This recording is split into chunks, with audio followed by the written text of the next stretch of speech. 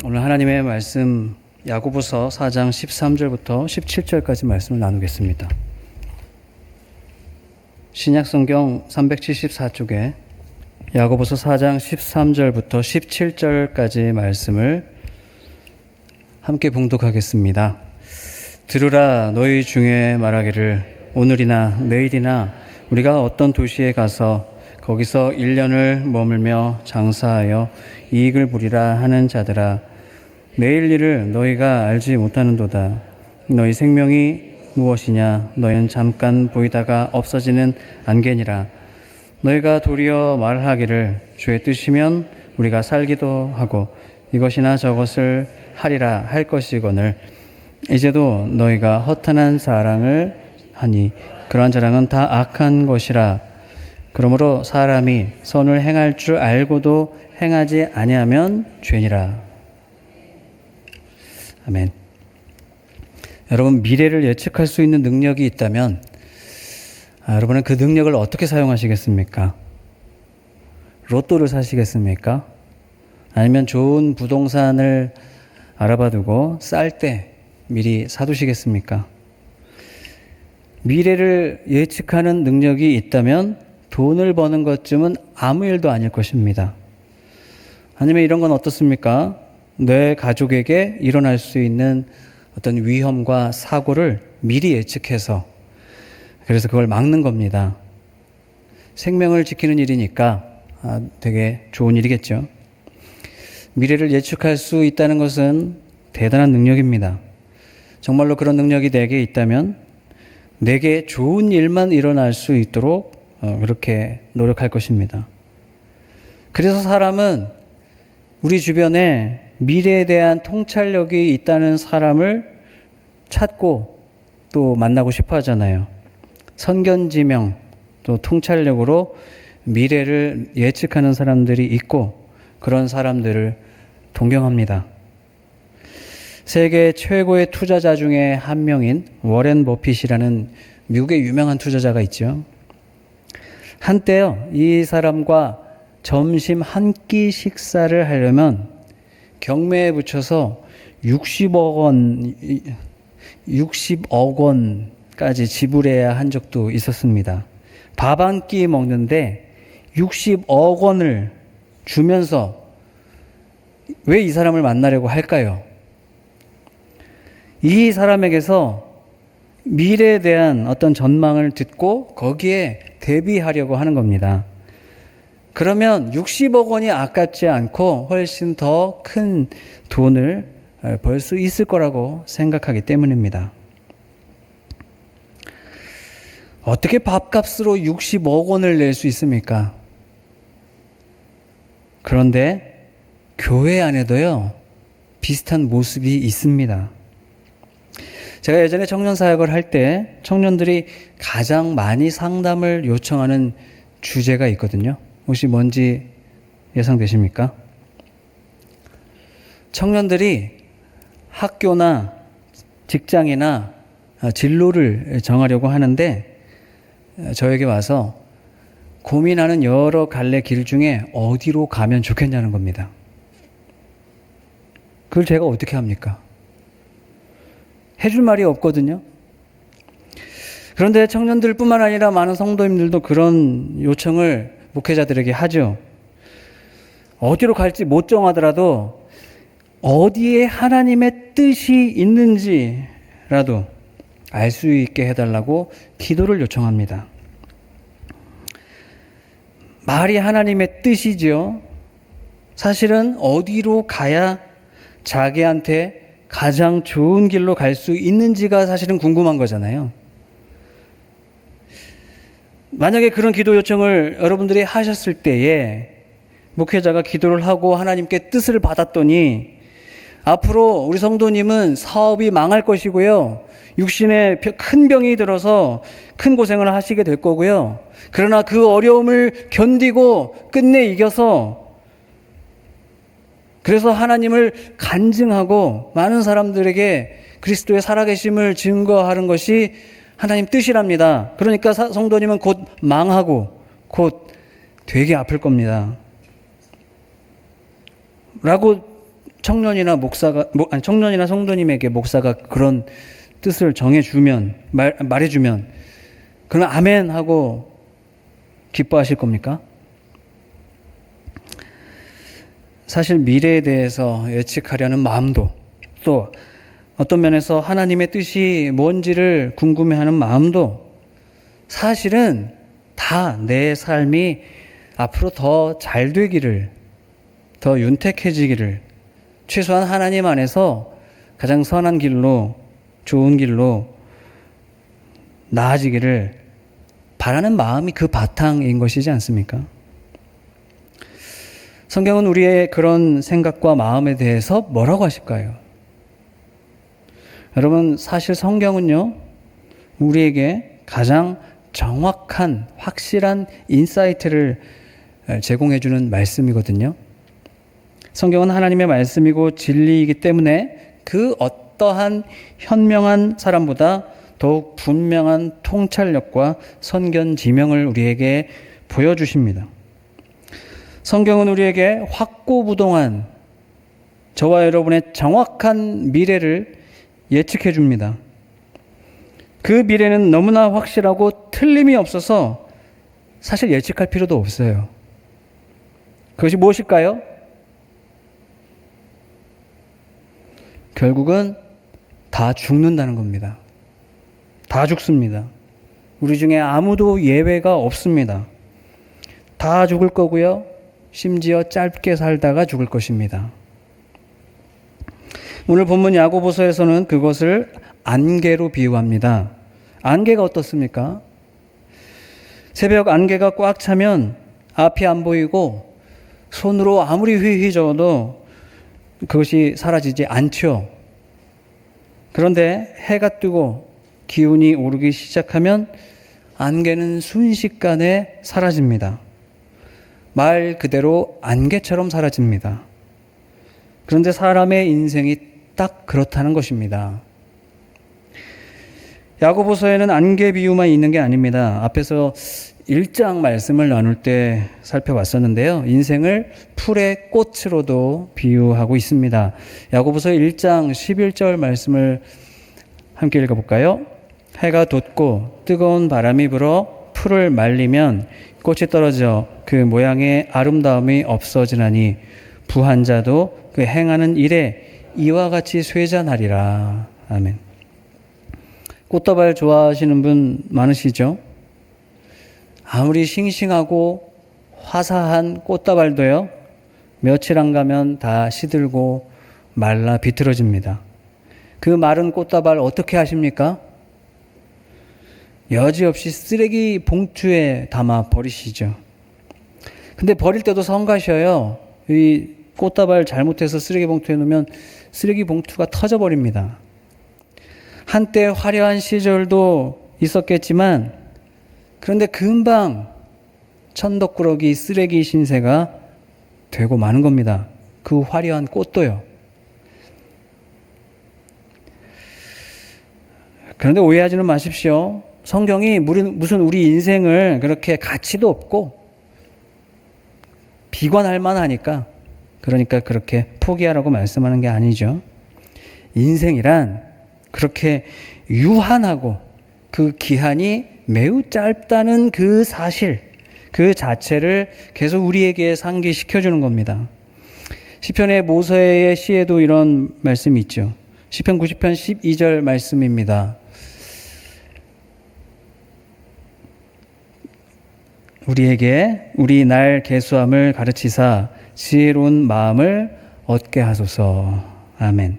우리 날 계수하는 것이 지혜롭다고 말씀하시잖아요. 그러니까 내 사는 날을 세어보니까 인생이 얼마나 짧은지 그것을 세보는 사람, 짧다는 것을 깨닫는 사람이 지혜롭다는 뜻입니다. 이렇게요, 성경 말씀 진리가 우리에게 제시해주는 인사이트는 한결같고 또한 정확합니다. 인생은 짧다는 것이고 그리고 그 현실이 우리의 수준이고 인간의 한계라는 것입니다. 결국은 다 죽는다는 그 예측 가능한 틀림없는 미래를 우리에게 계속 깨닫게 해줍니다. 그런데 다만 그 죽음이 어느 순간에 임박할는지는 모르죠.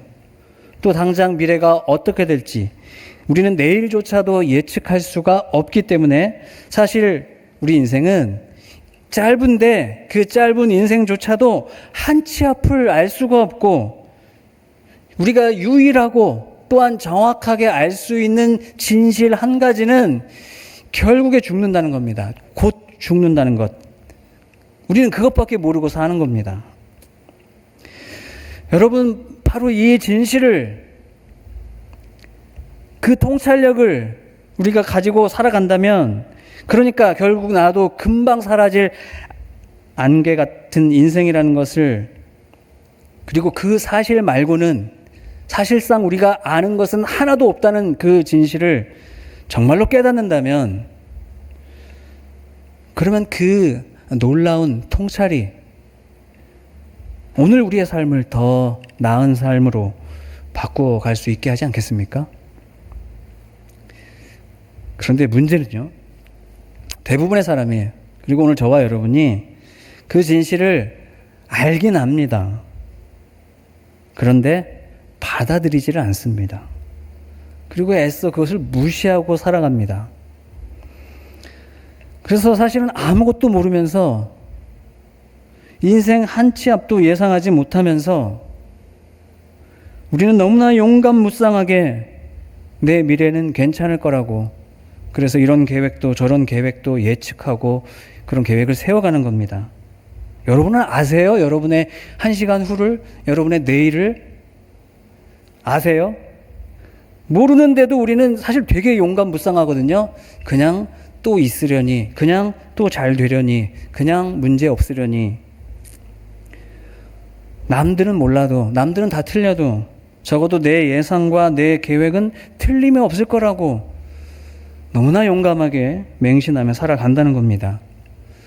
성경은 바로 그런 사람을 어리석다고 말씀하는 겁니다. 예수님이 비유로 하신 말씀 하나가 있습니다. 어떤 사람이요, 그 해 농사가 풍년이 되어서 곡식을 너무나 많이 거뒀더니 쌓아둘 곳이 없을 정도였습니다. 그래서 기존에 있던 곳간을 헐고 더 큰 곳간을 지어서 보관하겠다는 계획을 세웁니다. 그러면서 이제 충분히 넉넉하니 평안히 쉬고 먹고 마시고 즐거워하자라고 한다는 겁니다. 그때 하나님이 이렇게 말씀하시면 어떻겠느냐고 묻는 내용이 예수님의 말씀이거든요. 누가복음 12장 20절 말씀입니다. 함께 보실까요? 하나님은 이르시되 어리석은 자여 오늘 밤에 내 영혼을 도로 찾으리니 그러면 네 준비한 것이 누구의 것이 되겠느냐 하셨으니. 아멘. 하나님이 이 사람에 대해서 어리석다고 하시죠? 여러분, 이 사람의 행동 중에 뭐가 어리석은 것입니까? 열심히 일해서 수확을 많이 했어요. 그게 어리석은 것입니까? 아니죠. 칭찬할 일입니다. 얼마나 열심히 수고했고 노력했습니까? 칭찬해야죠. 곳간이 작아서 더 큰 곳간을 짓겠다고 계획한 것이 어리석은 겁니까?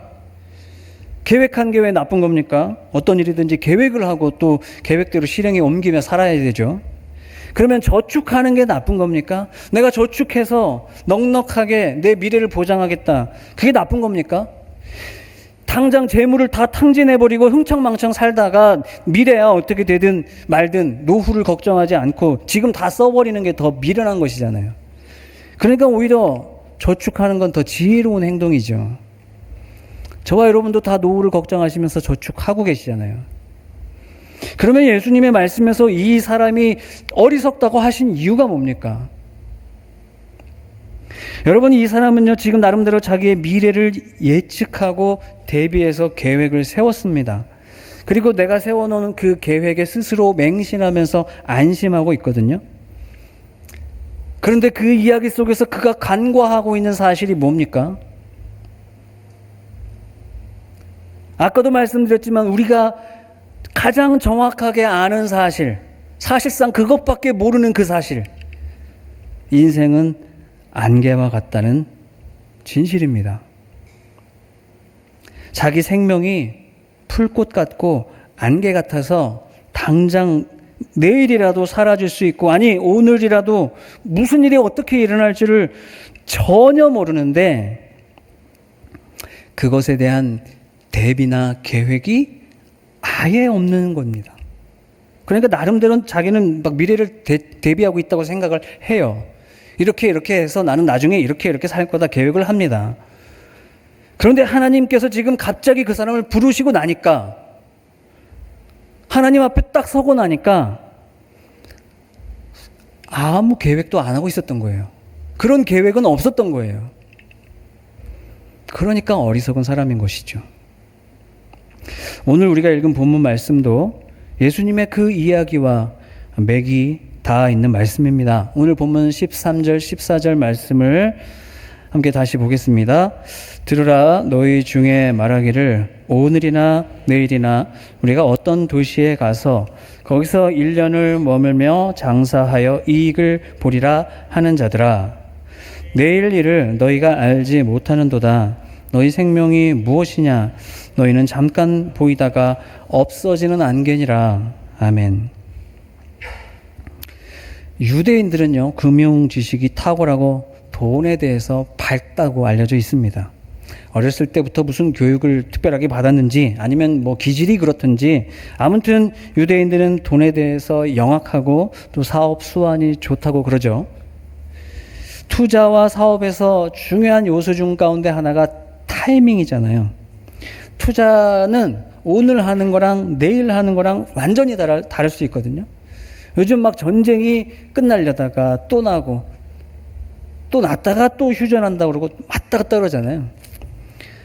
타이밍을 잘 맞춰서 예측해서 하는 게 투자죠. 그래서 오늘 본문 13절 아까 읽은 말씀에 오늘이나 내일이나 하는 말은 언제가 최적의 투자 타이밍인지 예측한다는 겁니다. 오늘 할까 내일 할까. 또 목을 잘 잡아야 됩니다. 위치를 잘 잡아야 됩니다. 어떤 도시에 어느 지역에 어떤 수요가 좋아서 거기서 최대한 이문을 남길 수 있을지 그런 위치와 사업 아이템을 잘 정해야 합니다. 야고보 공동체 안에는 그런 좋은 수완을 가지고 큰 이익을 본 사람이 있었던 모양입니다. 어디 땅을 샀더니 대박이 났든지 무슨 무역과 투자를 잘 했는지는 모르지만 아무튼 교회 안에 공동체 안에 큰 돈을 번 성도가 있었던 것 같습니다. 그래서 교회 안에 그것들을 막 자랑하는 거예요. 돈을 많이 번 성도니까 야고보 공동체 안에는 부자 성도에 해당하는 성도들이었겠죠. 그들이 교회를 떠나서 한 1년간, 2년간 큰 돈을 벌고 와서 다시 공동체 안에 사람들을 만나서 그런 것들을 막 자랑하는 겁니다. 그리고 그 성도를 보면서 교회 공동체 안에 있던 다른 성도들은 마음이 흔들리는 거죠. 부러운 겁니다. 여러분, 우리도 그렇지 않습니까? 누가 빚을 내어서 아파트를 구입했더니 1년도 안 돼서 1억이 올랐대요. 누가 삼성전자 주식을 작년에 7만 원에 샀는데 오늘 제가 보고 오니까 21만 원이에요. 3배가 올랐어요. 그래서 옆 사람이 자기 재산이 2배, 3배 되는 동안 나는 가만히 있었을 뿐인데 내가 무슨 잘못을 한 것도 아니고 그냥 가만히 있었어요. 근데 그 사람하고 비교해 보니까 나는 2배, 3배 가난해져 있는 겁니다. 아무것도 안 했는데. 비교해 보니까 그래서 미래를 위해 뭔가를 준비해야 되겠구나. 그런 생각들이 성도들 안에 자연스럽게 들게 되는 것입니다. 야고보 공동체 안에 그런 바람이 불었던 거예요. 성도들이 너도 나도 이렇게 말하고 계획을 세우는 거죠. 나도 나가서 이익을 보리라. 이렇게 가만히 있다가는 벼락 거지가 되겠다. 야고보 공동체 안에 교회와 신앙을 어렵게 하는 여러 가지 문제들이 있다고 말씀드렸습니다. 그런데 바로 그 중에 이런 문제도 있었던 것입니다. 그래서 야고보는 성도들이 너도 나도 돈 벌러 가야 되겠다고 그렇게 마음에 바람이 불어서 흔들리고 그렇게 공동체를 떠나려 하고 있는 성도들을 향해서 결코 망각해서는 안 되는 분명한 진리를 다시 상기시켜주고 있는 말씀이 바로 오늘 우리가 읽은 말씀인 겁니다. 본문 14절 말씀 한번 다시 보실까요? 내일 일을 너희가 알지 못하는도다. 너희 생명이 무엇이냐? 너희는 잠깐 보이다가 없어지는 안개니라. 사랑하는 여러분, 야고보가 성도들을 향해서 무엇을 권면하고 있는 것입니까? 돈을 벌고 돈을 많이 모으는 것이 잘못입니까? 앞에서 예수님의 그 비유 말씀에도 돈 버는 것 자체를 절대로 비판하는 게 아니었어요. 자기 직업에서 열심히 일하는 게 왜 나쁜 겁니까? 권장해야 될 일이죠. 칭찬할 일입니다. 수완이 좋아서 사업도 잘하고 장사도 잘 되면 얼마나 좋습니까? 불법을 저지르는 게 아니라면 절대로 비난할 일이 아닙니다. 축하할 일이죠. 투자하는 것은 어떻습니까? 아예 금융업에 종사하시거나 아니면 투자하고 또 투자 자문을 해주는 것이 직업인 우리 성도님들도 계시지 않습니까? 투자를 해서 소득을 남기고 수완이 좋아서 사업을 번창시켜 많은 돈을 버는 것이 나쁜 게 아닙니다. 좋은 일입니다. 그러면 오늘 본문은 무엇을 지적하고 있는 것입니까? 인생이, 우리 삶이 안개와 같이 곧 사라지는 인생이라는 것, 이 확실한 미래를 우리는 알면서 그 미래를 위해서는 아무 대책도 계획도 세우지 않으면서 그러면서도 어떻게 될지 모르는 불확실한 1년 후를 내다보며 틀림없이 나 자신은 아무 문제가 없을 거라고, 잘 될 거라고 그렇게 스스로 안심하고 맹신해버리는 그 무모한 어리석음을 지적하는 것입니다. 여러분 생각해보면, 잘 생각해보시면 우리가 얼마나 무모하게 살아갑니까? 한치 앞의 일도 모르는 우리 인생이 어떻게 1년치, 10년치 무슨 장기 플랜을 계획하면서 어떻게 그렇게 스스로 맹신할 수가 있습니까? 여러분, 미래를 예측하는 것은 신의 영역이잖아요. 우리는 자꾸 그 신의 영역에, 하나님의 영역에 도전하려고 하고 또 그런 자신 있게 그런 말을 하는 사람을 또 추종하고 따르려고 하거든요. 그래서 16절 말씀에 강하게 비판하고 있는 것입니다. 본문 16절 함께 봅니다. 이제도 너희가 허탄한 자랑을 자랑하니 그러한 자랑은 다 악한 것이라. 이 허탄한 자랑이라는 말의 헬라어 원어는 알라존인데요. 과장되게 자랑하는 사람, 허풍쟁이, 더 나아가 사기꾼, 이런 뜻을 가지고 있습니다. 그러니까 지금 야고보가 지적하고 있는 것은 당장 내일 일도 전혀 모르는 주제에 안개처럼 사라질 인생을 살아가고 있으면서도 마치 자신은 자신의 미래를, 내 삶을 앞으로도 꽉 내 손에 쥐고 있는 것처럼 허풍을 친다는 것입니다. 그 허탄한 자랑이라는 말은 또한 오만함으로 번역되기도 합니다. 그러니까 자기 자신에 대해서 지나치게 신뢰하고 과대평가하는 것이에요. 그게 오만한 것이죠. 자기 자신을 맹신할수록 하나님은 필요 없어지고 그 하나님의 자리에 내가 올라가 다 결정을 하려고 하는 것입니다. 잠언 27장 1절에 이렇게 말씀합니다. 너는 내일 일을 자랑하지 말라. 하루 동안에 무슨 일이 일어났는지 네가 알 수 없음이니라. 오늘 일도 다 모르는 주제에 자기의 성공을 자랑하고 성공 계획을 늘어놓는다는 것이, 그리고 그것을 기대하고 안심하고 맹신한다는 것이 얼마나 어리석고 오만한 모습입니까? 오늘 16절에는 그것을 어리석을 뿐만 아니라 악하다고 말씀하시잖아요. 여러분, 나폴레옹이 어떻게 몰락했습니까? 나폴레옹 군대가 유럽에서 승승장구하다가 이제 러시아까지 침략을 하려고 계획을 세우는데요. 그때 한 부하가 나폴레옹에게 이 계획은 너무나 위험하기 때문에 안 된다고 극구 만류를 했습니다. 그런데 나폴레옹은 내가 너무나 철저하게 계획했기 때문에 걱정이 없다고 말합니다. 그래서 이런 말이 알려져 있어요. 계획도 내가 하고 성취도 내가 한다. 얼마나 오만한 말입니까? 결국에 러시아 정벌은 대패를 하게 되고 그 이후부터 나폴레옹이 몰락하기 시작하거든요. 여러분, 우리는 내 인생에 대해서, 내 삶의 계획에 대해서 너무 맹신하면 안 됩니다. 우리의 수준이 어떠한지, 우리의 한계가 어떠한지를 우리는 계속 되뇌이고 기억하고 깨달아야 됩니다. 그리고 하나님의 위치가 어디인지 바로 알아야 됩니다. 하나님의 위치가 어디에 있는지, 그 하나님에 대하여 우리의 위치는 어디 있는지 늘 깨달아야 됩니다. 예레미야 10장 23절 말씀인데요. 함께 봅니다.